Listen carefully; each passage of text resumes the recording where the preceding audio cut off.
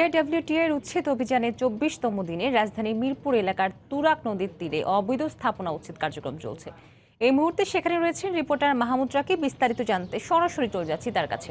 রাকিব, ঢাকার চারপাশের নদী দখল মুক্ত করার যে উচ্ছেদ অভিযান শুরু হয়েছিল গত ২৯শে জানুয়ারি, আজ চলছে তার ২৪তম দিন এবং দ্বিতীয় পর্যায়ের আজই কিন্তু শেষ কার্য দিবসে উচ্ছেদ অভিযানের।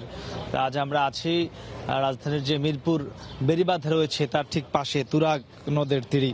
তো এখানে মূলত এই তুরাগ নদের জায়গা দখল করে আপনি দেখছেন বড় বড় এগুলোকে বলা হয় বালুর, যে একদম যেটি বলা হয় বালুর, এখানে অনেক স্ট্যাপ করা রাখা হয়েছে। বিপুল পরিমাণ বালু এখানে কিন্তু আপনি দেখছেন যে একদম নদীর যে তীর রয়েছে বেড়িবাঁধের জায়গা জুড়ে, সেগুলো কিন্তু এখানে সেই বালুর গদি বলা হয় স্থানীয় ভাষায়, যে বালুর গদি, সেই বালুর গদি এখানে তৈরি করে রাখা হয়েছে। তা দেখছেন যে সেই বালুগুলো মূলত এখন যে এক্সকাভেটর মেশিন রয়েছে বিআইডব্লিউটি এর, আমরা অন্যান্য দিন দেখি দুটি মেশিন কাজ করতে, আজ কিন্তু তিনটি মেশিন এখানে কাজ করছে বা তিনটি এক্সকাভেটর। এগুলো বালুগুলো মূলত অপসারণ করে নদীর জায়গা নদীকে ফিরিয়ে দেওয়া হচ্ছে, নদীর প্রশস্তকরণের কাজ করা চলছে। তো কিছুক্ষণ পরেই কিন্তু এই বালু এগুলো মূলত নদী প্রশস্ত করে বালুগুলো নদীর তীর থেকে উপরে উঠিয়ে দিয়ে যে এই এলাকায় যে অবৈধ স্থাপনা রয়েছে, বিভিন্ন বহুতল ভবন রয়েছে কিংবা আধা পাকা বা কাঁচা স্থাপনা রয়েছে, সেগুলো কিন্তু এখানে উচ্ছেদ কার্যক্রম শুরু হবে কিছুক্ষণের মধ্যে বালুগুলো অপসারণ শেষে। আপনি জানেন যে এ পর্যন্ত এই গত ২৪ দিনে কম করে হলেও ৩,০০০-এর মতো অবৈধ স্থাপনা উচ্ছেদ করেছে বিআইডব্লিউটি বুড়িগঙ্গা এবং তুরাগ পারে। এবং আজকের মূলত এই উচ্ছেদ অভিযান দ্বিতীয় পর্যায়ে শেষ হবার পরে আবারও নতুন করে তারিখ ঘোষণা হবার কথা রয়েছে। সেটি আমরা যতদূর এখন পর্যন্ত শুনেছি যে এপ্রিলের শুরুর দিকেই আবার শুরু হবে তৃতীয় পর্যায়ের উচ্ছেদ অভিযান।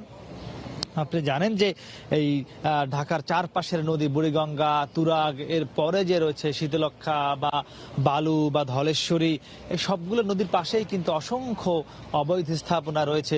সেই স্থাপনা কিন্তু সবই উচ্ছেদ করে নদীর জায়গা নদীকে ফিরিয়ে দেওয়া হবে। ইতিমধ্যেই উচ্ছেদ কার্যক্রম শেষে নদীর পাশে যে একটি প্রকল্পের মাধ্যমে walkway, eco park, RCC, jetty কিংবা মানুষের বসার জন্য অসংখ্য বেঞ্চের জন্য কিন্তু একটি প্রকল্প পাশ করা হয়েছে প্রায় 850 কোটি টাকার। এবং আমরা কিন্তু জানতে পেরেছি যে সেই প্রকল্পের ব্যয় কিন্তু দিন দিন আরো বাড়বে, কারণ এত পরিমাণ যে অবৈধ স্থাপনা রয়েছে এটি কিন্তু আসলে বিআইডব্লিউটির ধারণাও ছিল না। তো এখন দেখা যাচ্ছে উচ্ছেদ অভিযানে এসে যে অবৈধ স্থাপনার সংখ্যা কিন্তু দিন দিন বাড়ছে।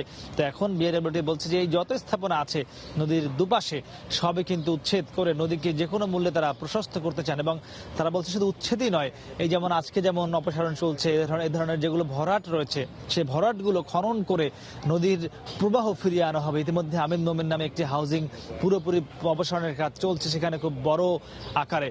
তো সব মিলিয়ে আসলে টেকসইভাবে নদীর জায়গা নদীকে ফিরিয়ে দেওয়ার যে উদ্যোগ সেটি মোটামুটি চলছে।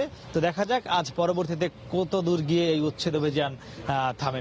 মোটামুটি আমার কাছে এই ছিল সবশেষ। মৌ, বিআইডব্লিউটি এর অবৈধ স্থাপনা উচ্ছেদ কার্যক্রম সম্পর্কে জানাতে রাজধানীর মিরপুর এলাকার তুরাগ তীর থেকে আমাদের সঙ্গে যুক্ত হয়েছিলেন সহকর্মী মাহমুদ রাকিব।